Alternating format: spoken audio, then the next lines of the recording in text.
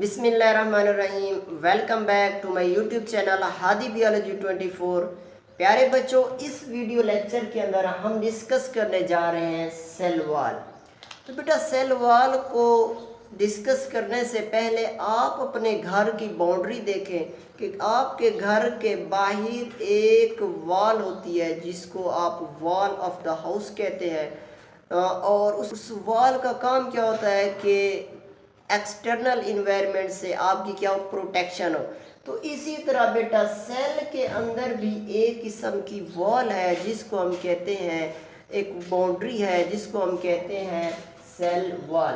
Cell wall क्या बेटा, inert है कि ये बिल्कुल आज़ाद है, बस अपना काम करती रहती है, किसी के साथ कोई लेन देन नहीं है।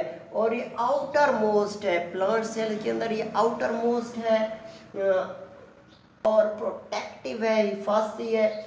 कवरिंग है किन के अंदर बेटा, in covering found in bacteria, archaea, fungi, algae and plants. इन ऑर्गेनिजम्स के अंदर ये जो वॉल है, ये जो बाउंड्री है बेटा पाई जाती है। अगर हम बैक्टीरिया की सेल वॉल की कंपोजिशन देखें तो बैक्टीरिया की cell wall it is composed of peptidoglycan. Archaea की अगर सेल वॉल देखें तो इसके अंदर भी पेप्टाइडोग्लाइकेन और कार्बन की कंपोजिशन से सेल वॉल बनी हुई है। और अगर फंजाई की बात करें तो फंजाई की सेल वॉल बेटा काइटिन की बनी हुई है। और इसके बाद अगर एल्गी की सेल वॉल देखें तो ये सेलुलोज की बनी हुई है बेटा, सेलुलोज की बनी हुई है। और इसी तरह प्लांट्स की सेल वॉल को देखें तो ये भी आपके पास सेलुलोज की बनी हुई है। लेकिन जहाँ पर इस जगह पर जो स्पेशली आपकी बुक के अंदर बेटा बताया गया है फंजाई की सेल वॉल के बारे में कि फंजाई की सेल वॉल काइटिन से बनी हुई है। काइटिन क्या है, एक पॉलीमराइजेशन से ही बनता है कि बहुत सारे मॉलिक्यूल्स जो है ना ये आपस में मिलकर जो है ना काइटिन बनाते हैं। और इसी तरह प्लांट सेल्स की वॉल की भी, प्लांट्स की भी सेल वॉल जो है ना ये पॉलीमराइजेशन के नतीजे में बनी हुई है कि बहुत सारे ग्लूकोज के मॉलिक्यूल्स आपस में मिलकर सेलुलोज का स्ट्रक्चर बना रखा है। और नेक्स्ट हम बात करते हैं बेटा सेल वॉल को बनाता कौन है। प्लांट्स के अंदर, इन ऑर्गेनिजम्स के अंदर कौन सा वो स्ट्रक्चर है जो कि सेल वॉल को प्रोड्यूस करता है। तो बेटा आपके पास अगर ये सपोज ये आपके पास बेटा सेल मेम्ब्रेन है और इस सेल मेम्ब्रेन के बाहर this is called as cell wall, red colour में ये बेटा आपके पास क्या है, अगर सेल वॉल है। और इसके अंदर बेटा क्या है, न्यूक्लियस है और लार्ज वैक्यूल है। प्लांट सेल के अंदर ये लार्ज वैक्यूल हो गया और ये इसके साथ क्या हो गया, न्यूक्लियस। तो अगर हम बेटा ये जो ऊपर सेल वॉल है, सेल वॉल को हम रिमूव कर दें तो क्या चीज़ बच जाएगी पीछे हमारे पास बेटा, हमारे पास बच जाएगी सेल मेम्ब्रेन। और उसके बाद बेटा क्या बन जाता है, बच जाता है आखिर में वैक्यूल। और उसके बाद क्या बच जाता है आपके पास, न्यूक्लियस बच जाता है। तो बेटा ये वाला स्ट्रक्चर सेल मेम्ब्रेन और वैक्यूल, इसको कहते हैं protoplast. Living content of the cell that is called as protoplasm. Cell membrane और उसके अंदर जो भी चीज़ है। और तो ये सेल वॉल बेटा इस तरह बाहर की तरफ से सेल मेम्ब्रेन बाहर से प्रोटोप्लास्ट ये बाहर से स्टिकी सब्सटेंस खारिज करता है और आखिरकार एक वॉल बना देता है जिसको हम बोलते हैं सेल वॉल। तो आई होप क्लियर हो गया होगा कि ये प्रोटोप्लास्ट कैसे जो है ना क्या खारिज करता है, आपके पास सेल वॉल बनाने में हेल्प करता है। नेक्स्ट हम इसकी टाइप्स की बात करते हैं कि टाइप्स ऑफ सेल वॉल। बेटा इसकी 3 टाइप्स है, प्राइमरी सेल वॉल, उसके बाद बेटा कौन सी है, सेकेंडरी सेल वॉल, उसके बाद बेटा कौन सी है, मिडल लेमिनर। तो बेटा बेसिकली हम तो पहले आप देखें प्राइमरी सेल वॉल की, इसकी कंपोजिशन को जब हम देखते हैं तो आपके लिए इसकी कंपोजिशन को याद करने के लिए PHC की याद रखने हैं, पाकिस्तान हॉर्टिकल्चर के। P से बेटा मुराद होता है पैक्टिक, पैक्टिन, और H से मुराद है बेटा हेमीसेलुलोज, हेमीसेलुलोज, और C से मुराद है बेटा सेलुलोज। ये तीन तरह के जो केमिकल्स हैं, कंपोनेंट्स हैं, ये ख़ास तरह से एक एंगल्स, स्पेशल किस्म के एंगल इरेगुलर तरीके से आपस में जो है ऐसे बुने हुए होते हैं। जैसा कि बेटा आपके पास चार पाई होती है, किसी ख़ास शेप में तो नहीं, जैसे बस चार पाई के अंदर मुख्तलिफ एंगल्स के साथ आप जो है ना वहाँ पर उसके अंदर रस्सियाँ बुनी हुई होती है। तो बिल्कुल इस स्ट्रक्चर की तरह का एक इस तरह का स्ट्रक्चर बना हुआ होता है, जिसके अंदर बेटा कौन सा बॉन्ड होता है, हाइड्रोजन बॉन्ड होता है। हाइड्रोजन बॉन्ड की वजह से ये आपस में पैक्टिन, हेमीसेलुलोज, सेलुलोज आपस में मिले हुए हैं और एक स्पेसिफिक किस्म की प्रोटेक्टिव कवरिंग बनाते हैं, जिसको हम बोलते हैं बेटा प्राइमरी सेल वॉल। बेटा सेल वॉल की अगर प्राइमरी सेल वॉल की बात करें तो ये सबसे बाहर, ये आपके पास जो रेड कलर नजर आ रहा है, this is called as primary cell wall. ये कौन सी है, प्राइमरी सेल वॉल। और नेक्स्ट हम बात करते हैं सेकेंडरी सेल वॉल। बेटा सेकेंडरी सेल वॉल को आपने याद करना है LHC से, लाहौर हॉर्टिकल्चर से बेटा। तो L से मुराद क्या है, L से मुराद बेटा आपके पास लिग्निन है। उसके बाद बेटा H से मुराद बेटा ये आपके पास हेमीसेलुलोज है। उसके बाद बेटा C से सेलुलोज है। तो बेटा अब आप देखें यहाँ पर इसकी लोकेशन देखें कि यह कहाँ पर होता है सेकेंडरी सेल वॉल।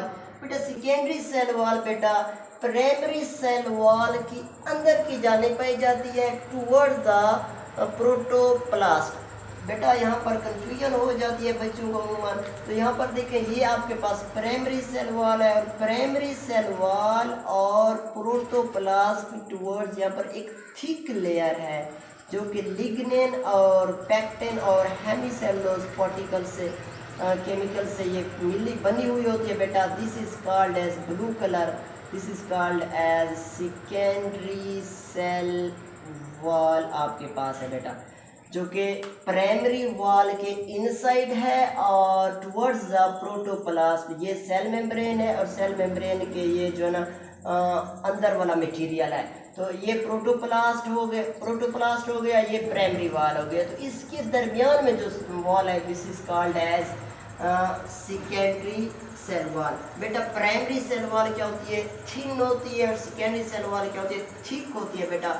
थिन आप इसको ऐसे याद करें कि प्राइमरी लेवल पर बच्चा जो ना वो क्या होता है, थिन होता है, पतला होता है, और सेकेंडरी लेवल पर बच्चा क्या हो जाता है, मोटा हो जाता है। तो थिक होती है सेकेंडरी वॉल। बेटा नेक्स्ट हम बात करते हैं मिडल लेमिला। बेटा मिडल लेमिला को याद करना है, इसकी कंपोजिशन को PMC से। P से मुराद है बेटा पैक्टिक एसिड, और M से आपने याद रखना है बेटा मैग्नीशियम आयंस, एंड C से कैल्शियम आयंस की कंपोजिशन से बनती है। बेटा ये कहाँ पर पाई जाती है, ये आपके पास बेटा पाई जाती है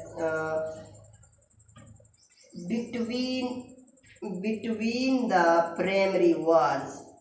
Middle lamella is present between the primary cell wall.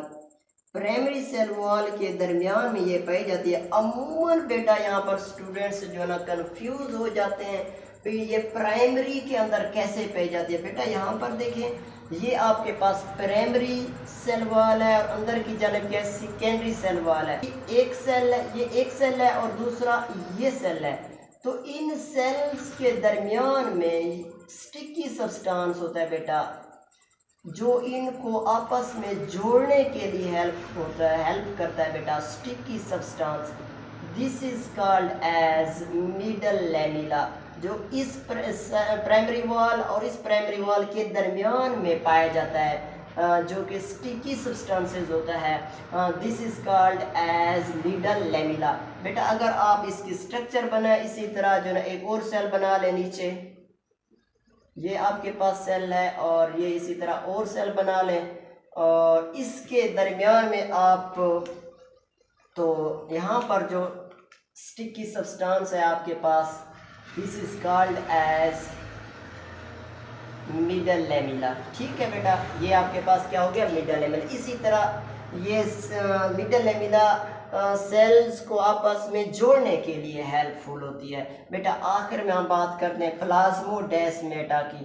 Plasmodesmata बेटा क्या है कि साइटोप्लाज्मिक कनेक्शन होता है। ये इसके पास देखें, ये एक सेल है, सेल मेम्ब्रेन है, सेल मेम्ब्रेन, और ये भी सेल मेम्ब्रेन। इसके दरमियान में एक साइटोप्लाज्म का एक देखिए यहाँ पर कनेक्शन है, तो this connection is called as plasmodesmata. ये आपके पास बेटा कनेक्शन क्या कहलाता है, प्लाज्मोडेस्माटा। तो ये प्लाज्मोडेस्माटा जो ना साइटोप्लाज्म को अंदर जो ना मटेरियल्स के कनेक्शन के लिए होती है। इसी तरह आप जो ना यहाँ पर भी इसी तरह बना सकते हैं बेटा, this is called as plasmodesmata. और यहाँ पर भी आप बना सकते हैं बेटा इस सेल के दरमियान, और इधर भी बना सकते हैं। तो देखिए यहाँ पर क्या बना हुआ है, साइटोप्लाज्मिक कनेक्शन बने हुए हैं, तो जिसकी मदद से ये सेल्स के मॉलिक्यूल्स एक दूसरे के साथ एक्सचेंज होते रहते हैं बेटा।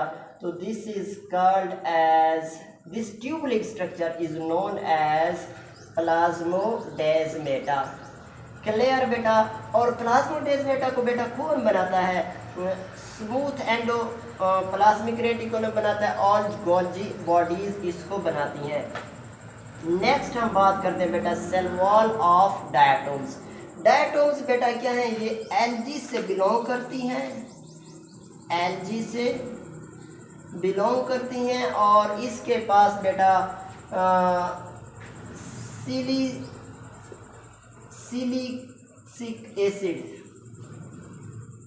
सिलिसिक एसिड इसके अंदर होता है, मीन्स ये सिलिका बनाता है, सिलिका। तो ये सिलिका बनाने के लिए हम इसको यूटिलाइज करते हैं। वेल डेवलप्ड कंट्रीज के अंदर फायर प्रूफ बिल्डिंग्स बनाने के लिए डायटोम्स की सेल वॉल को यूटिलाइज किया जाता है। बेटा ये एक सिंपल सा ऑर्गेनिज्म होता है, एक ऊपर लेयर होती है और एक नीचे लेयर होती है, उसके न्यूक्लियस होता है, just like a petri dish. Petri dish की तरह ये एक लिविंग सेल है जिसका नाम है डायटोम्स। बेटा लास्ट में हम अब फंक्शन की, लास्ट में हम इसके फंक्शंस की बात करते हैं। तो सेल वॉल के फंक्शन को याद करने के लिए आपको ये की याद कर लिया बेटा, RS डोप्स जो है ये की है, इसको आपने ज़हन में रखना है, और ये अपने फंक्शन उसके याद रखने हैं। कैसे बेटा, R से रिजिडिटी, जो सेल वॉल होती है बेटा ये क्या करती है, रिजिडिटी सेल को रिजिड बनाती है, सख्त बनाती है, क्योंकि ये लिग्निन और जो है ना सेलुलोज के कंपोनेंट से मिलकर बनी हुई है। लिग्निन एक ऐसा केमिकल है जो कि वुड के अंदर पाया जाता है। वुड देखें बेटा किस तरह सख्त होती है, रिजिड होती है, तो इस वजह से ये रिजिडिटी भी प्रोड्यूस करती है। तो यहाँ पर लिख दें बेटा, लिग्निन क्या कहाँ पर पाई जा सकती है, वुड के अंदर, स्पेशली जो ना बेटा जाइलम टिश्यू जो ना वहाँ पर ये लिग्निन पाया जाता है, जिसकी वजह से वो जो ना मजबूत होता है, रिजिड होता है। उसके बाद बेटा ये शेप भी देती है, सेल वॉल जो ना सेल को खास किस्म की स्पेसिफिक शेप देती है, और डायरेक्शन भी देती है सेल वॉल कैसे, किस सिमत में, किस डायरेक्शन में सेल ने तकसीम होना है बेटा। नेक्स्ट है बेटा ऑस्मोटिक लाइसिस, कि इसकी ऑस्मोटिक लाइसिस से मुराद ये कि अगर हम प्लांट सेल के अंदर पानी को डालते जाएंगे तो वो फटेगा नहीं, बल्कि क्या हो जाए, रिजिड हो जाएगा। लेकिन एनिमल सेल के अंदर सेल क्या होता है, फट जाता है। तो सेल वॉल ऑस्मोटिक लाइसिस भी अहम किरदार अदा करती है। नेक्स्ट है बेटा आर्किटेक्चर। आर्किटेक्चर का मतलब है बेटा कि आप मुख्तलिफ किस्म के अगर इस तरह का घर बनाना चाहते तो बना सकते हैं, अगर इस तरह का घर बनाना चाहेंगे तो बना सकते हैं। इस तरह का घर बनाना चाहते हैं तो आप बना सकते हैं, उस तरह की दीवार बनाएंगे तो सेल वाल के अंदर ये खसूसियात होती है कि जिस शक्ल में सेल बनना चाहता है प्लांट्स के मुताबिक, उसके मुताबिक जो है ना सेल वाल जो है ना उस सेल को उस तरह बना देती है। और ये प्रोटेक्शन करती है अगेंस्ट द पैथोजेंस के खिलाफ ये क्या करती है, ऑर्गेनिजम्स को प्रोटेक्ट करती है बेटा। उसके बाद स्टोर कार्बोहाइड्रेट्स कि इसके अंदर कार्बोहाइड्रेट्स भी क्या होते हैं, स्टोर होती है। तो प्यारे बच्चे उम्मीद करते हैं कि आपको ये समझ आ चुका होगा। मिलते हैं नेक्स्ट लेक्चर के अंदर, तब तक के लिए अपना ख्याल रखिएगा। अल्लाह हाफिज़।